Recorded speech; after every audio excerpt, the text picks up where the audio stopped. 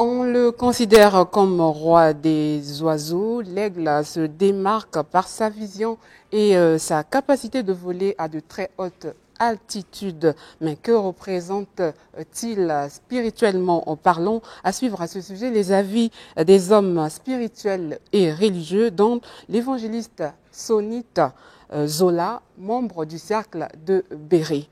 De son côté, maître Destin Peya nous dévoilera quelques procédés du désenvoûtement.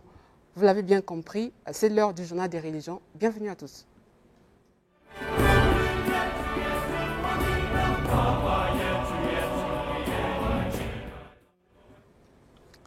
Évangéliste Sonit Zola, bonjour. Bonjour. Et bienvenue sur ce plateau.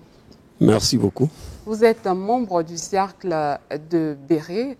Un petit rappel sur ce que c'est que le cercle de Béret. Oui, le cercle de Béret, c'est un regroupement de serviteurs de Dieu et nous avons pour mission principale de défendre les Écritures. Et au sein de ce groupe, nous examinons également les points difficiles de la Bible pour en trouver une conduite à tenir, sinon la lumière par rapport à la révélation des Écritures. Parmi les points difficiles, c'est certainement la croix. Vous abordez aussi... Oui, tout ce qui touche à la Bible, tout ce dont la Bible parle, eh bien, nous en faisons notre préoccupation. Voilà, avant de poursuivre, nous allons d'abord suivre cet élément qui porte le commentaire ou encore la voix de Désiré Laure. Et bien, dans cet élément, il est question du symbolisme de la croix. Au cœur du récit biblique, la croix incarne le sacrifice ultime de Jésus-Christ. La croix est également présente dans les pharmacies et sur les tombes.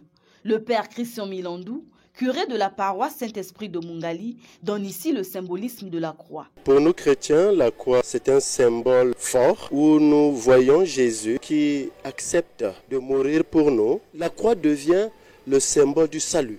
La croix devant les pharmacies, c'est ce symbole-là de Moïse que les pharmacies reproduisent. Ils reproduisent un serpent élevé sur un mât. Et donc, qu'est-ce que ça veut dire symboliquement? Dans la pharmacie, qu'est-ce qu'on trouve là-bas? Des médicaments. Et grâce à ces médicaments-là, nous pouvons recouvrer la santé. La croix qui doit être érigée dans un temple devait être vide, selon le baron Bécou, pasteur de l'église Vicombly. L'œuvre du Christ est une œuvre qui commence et qui s'achève. Il n'y a pas d'imperfection dans cette œuvre-là. Voilà pourquoi la croix de Christ doit être vide. Il l'a porté, il a été crucifié dessus, il est mort, on lui a enlevé de la croix. Quand vous partez à Golgotha, vous verrez la croix du Seigneur, mais elle est vide. Argument rejeté par le père Christian Milandou, curé de la paroisse Saint-Esprit de Mungali. En regardant juste la croix, nous voyons toutes les souffrances que le Seigneur a endurées pour nous. Beaucoup d'églises critiquent l'église catholique. Pourquoi on garde Jésus sur la croix? Mais tout simplement parce qu'en regardant la croix, dans nos souffrances, dans nos difficultés, nous ne sommes plus seuls. Au regard de sa signification, la croix devrait-elle encore être l'objet de contradictions, surtout au milieu chrétien? Le débat reste ouvert. Voilà, évangéliste Sonit Zola. Une réaction, puisque vous abordez, c'est parmi les sujets que vous abordez au sein du cercle Béret, le symbolisme de la croix. Est-ce que ça représente quoi, spirituellement parlant? Oui, la croix, pour nous les chrétiens, est un instrument que le Seigneur a utilisé pour la crucifixion du Messie. Eh bien, la croix a toute son importance, mais nous ne pouvons pas la représenter physiquement. Et pourquoi? C'est interdit par la loi. Si nous lisons dans Deutéronome chapitre... D'abord, pour commencer, Exode chapitre 20, verset 18. Non, Exode chapitre 20, verset 4, s'il vous plaît. Tu ne feras point d'image taillée, ni de représentation quelconque. Alors, représenter la croix physiquement dans une église, c'est faire entorse à la loi de Dieu.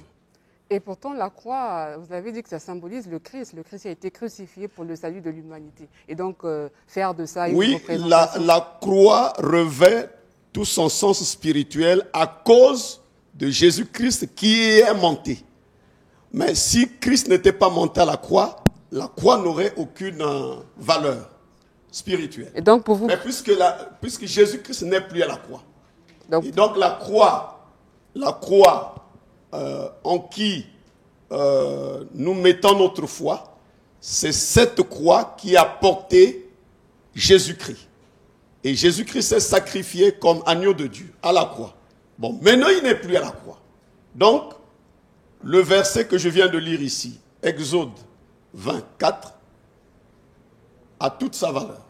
Vous partagez certainement le même, ou encore la même opinion, ou encore le même avis avec le prophète Stanislas Ndinga qui réside à Oyo. Lui, il a mis sur le marché cette brochure qui aborde plusieurs thématiques, parmi lesquelles le symbole même de la croix. Si tout est fin prêt du côté de la régie, on peut suivre un petit extrait d'une vidéo qu'on nous a apportée. Chers frères, sœurs et frères, nous allons parler ce matin sur le symbole de la croix. Le symbole de la croix a pour origine païenne. Les gens doivent savoir que le symbole de la croix, les premiers chrétiens, les premiers croyants n'ont jamais porté le symbole là au cou. Alors la Bible est claire. Voilà, c'était là le prophète Stanislas Ndinga qui réside à Owando et nous reviendrons certainement avec force et détails sur cette brochure du prophète Stanislas Ndinga. Autre sujet que nous allons suivre dans ce journal, il s'agit bien de l'aigle, cet oiseau qui a une particularité, qui a une vision, qui a une capacité, comme je le disais tantôt, de voler à de très hautes altitudes. Et cette fois-ci, le reportage porte la voix de Théotien Bourango. Oiseau de proie, imposant avec ses vols majestueux et à très haute altitude, l'aigle peut, grâce à sa vision perçante, repérer ses proies à des kilomètres de distance, ce qui fait de lui un chasseur redoutable. La Bible, livre sacré des chrétiens, parle abondamment de l'aigle. Quelle est la symbolique spirituelle de cet oiseau atypique? Parmi les oiseaux, Dieu a fait une particularité à l'oiseau qu'on appelle l'aigle et qu'on cite parmi les dirigeants des oiseaux. Donc le roi des oiseaux, c'est l'aigle. Et la Bible, donc, parlons de l'aigle, statue la particularité de l'aigle sous la vision. En spiritualité, l'aigle est pris pour symbole parce que c'est parmi les oiseaux qui volent à de très hautes altitudes. Bien qu'il ne soit pas proche de l'homme, l'aigle a des qualités qui peuvent inspirer ce dernier. Quand on a le regard de l'aigle, on voit les choses de manière très claire et de manière distincte. Et ce qui fait que les États-Unis d'Amérique, ils ont emprunté ce symbole. Nous qui sommes des chrétiens, nous nous identifions à l'aigle parce que nous avons d'abord le Saint-Esprit. Il te faut le Saint-Esprit qui te permettra d'être plus haut, d'être à la hauteur. Mais attention, cet oiseau de proie peut négativement influencer l'homme. Alors, réaction évangéliste soniste Zola, l'aigle, cet oiseau peut inspirer l'homme. Effectivement, l'aigle doit inspirer l'homme spirituel, puisque Dieu lui-même se présente comme le grand aigle dans Exode chapitre 19, verset 4.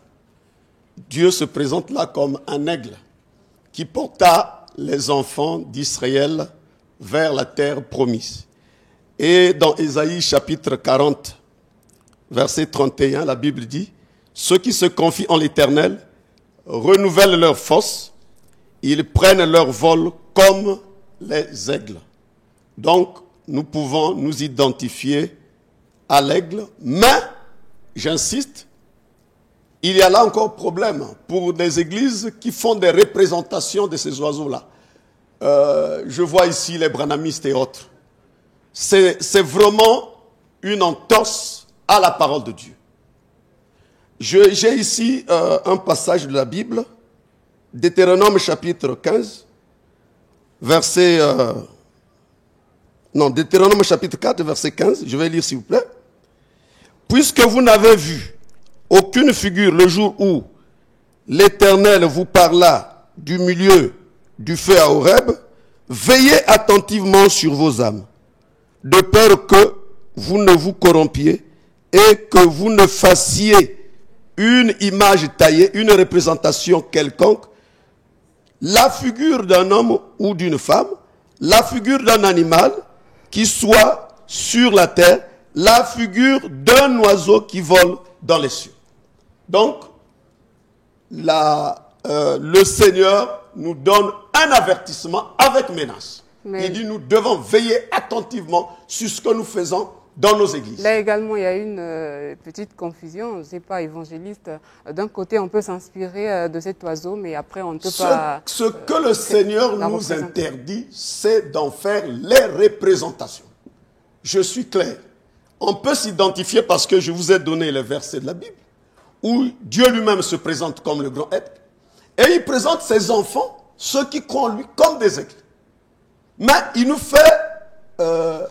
fait interdiction avec menace que nous ne devons pas représenter ces choses-là dans nos lieux de culte. Merci beaucoup. Ce n'est pas négocié. Merci beaucoup, évangéliste Sonita Zola. Merci. Nous sommes arrivés au terme de cet entretien. Un rappel ou encore donner votre numéro de téléphone ou encore le siège de l'église ou du cercle de Béret. Mon numéro, c'est le 06 905 74 38. Et l'église, nous sommes à Casbardi. Bon, là-bas, c'est un quartier nouveau. Les adresses ne sont pas vraiment bien précises. Donc voilà, si les gens veulent me contacter à ce numéro-là, ils pourront nous avoir. Mais je fais partie d'un cercle Béret, comme je l'ai dit au départ.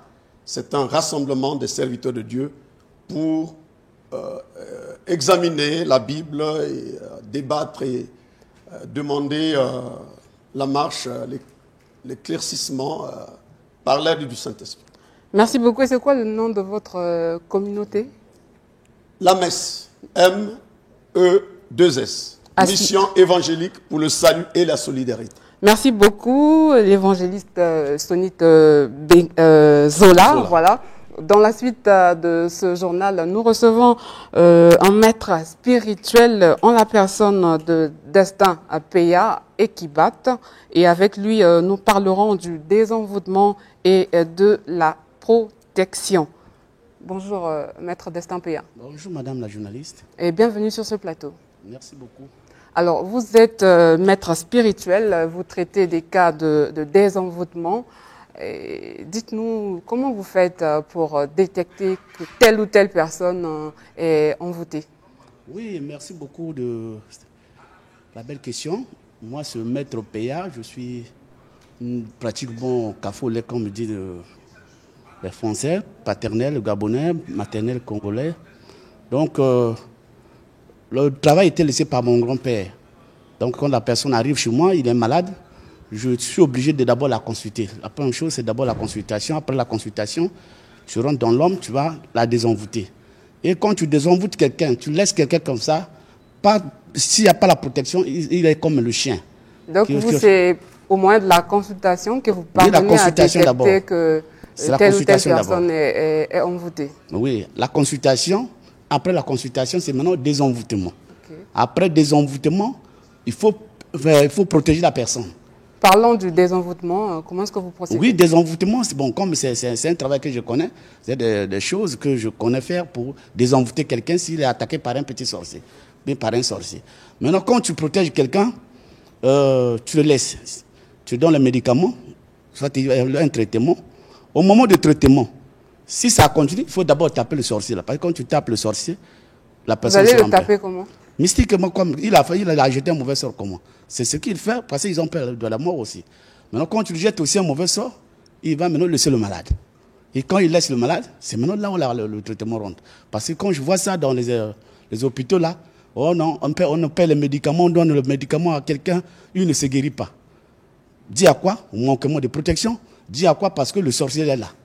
Donc tout ce qui boit comme les médicaments, c'est le sorcier qui retire ça. Maintenant, quand tu vas aussi le faire du mal, il va laisser maintenant le malade. Alors, pour la protection, certains maîtres spirituels proposent des objets comme des médaillons ou encore des bagues. Moi, ce n'est pas totalement les médailles. Moi, c'est les poudres. Parce que la protection, c'est quoi? C'est l'ensemble des poudres. C'est-à-dire l'anti-poison. Ça ne peut pas rester dans les médailles. Hein? L'anti-accident. Ça, il faut vacciner ça dans le sang. Tu vois? L'intuition. Ça ne peut pas rester totalement dans les médailles pour connaître d'abord le mal. Est-ce que vous voyez? Donc, le mari de nuit, quelle que soit mes consciences, tu me dis que je dois faire ça avec les médailles, ça ne marche pas. Est-ce que tu vois? Et donc, c'est la poudre. La poudre, là, si la poudre laisse dans quelqu'un, et c'est avec choc au retour, parce que si le sorcier arrive, c'est lui-même qui te trouve de mauvais. Il va dire, mais madame, tu es méchante. Hein? Oui, tu es monsieur Père, tu es méchant. Pourquoi je suis méchant? Parce que tu étais rentré dans moi pour sucer mon sang. Et choc au retour, là, quand tu as croisé, c'est là où on appelle la protection, c'est ça. Et la poudre, là, c'est pour tous les cas d'envoûtement ou c'est seulement pour... Oui, il n'y a pas un problème avec l'église, il y a un problème avec quoi? Non, non, non. Ça, c'est la nature. C'est créé par nos aïeux. Non, on veut savoir pour la protection. Donc, quand on a cette poudre-là, on est protégé de tout. Oui, tu es protégé. Tout envoûtement, on peut dire. Oui, si c'est l'accident. La voiture peut aller tomber, tu sors. Si tu as l'intuition, tu veux voir que bon, je veux voyager, mais je ne pars pas avec le bus. Le bus, ça va. Parce que tu as l'intuition. Est-ce que tu vois? Parce qu'il y a d'autres choses, d'autres voyages, des fois tu dis, ah non, moi je ne veux pas voyager aujourd'hui. C'est l'intuition qui joue ou c'est la poudre que vous donnez? Ou c'est la poudre que vous donnez? Non, c'est le sixième sens là. Donc le poudre, on appelle ça comme ça. Ah, d'accord. Est-ce que vous voyez? Et votre protection, est-ce qu'elle est à durée indéterminée? C'est comme l'essence du véhicule. C'est renouvelable? Oui, c'est renouvelable quand tu veux. Maintenant, quand tu as même ça, le sorcier aussi a peur de toi. Parce que c'est le même sorcier qui envoûte les gens. S'il voit que non, le jour-là, j'étais là-bas et on m'a tapé, il ne peut plus repartir là-bas. Il te laisse la paix. Non, c'est ça. À moins que vous ayez quelque chose à ajouter, sinon nous sommes arrivés au terme de cet entretien. Oui, quelque chose, parce qu'après demain, je vais voyager sur Franceville. Et les gens qui veulent m'appeler par le numéro du Gabon, bien le Congo, ça va toujours passer. Donc, je me réponds toujours plus 242 au 06 560 90 90. Ça, c'est le Congo. Donc, 06 560 90 90. Et les gens qui sont au Gabon, pour me joindre, c'est maintenant le numéro du Gabon. Donc, plus 241 09 19 63. Donc, plus 241 62 09 19 63. Ça, c'est le Gabon. Merci beaucoup, Maître Dastin Peya et Kibat, d'être passé sur ce plateau. C'est aussi la fin de ce journal. Les studios 210 continuent.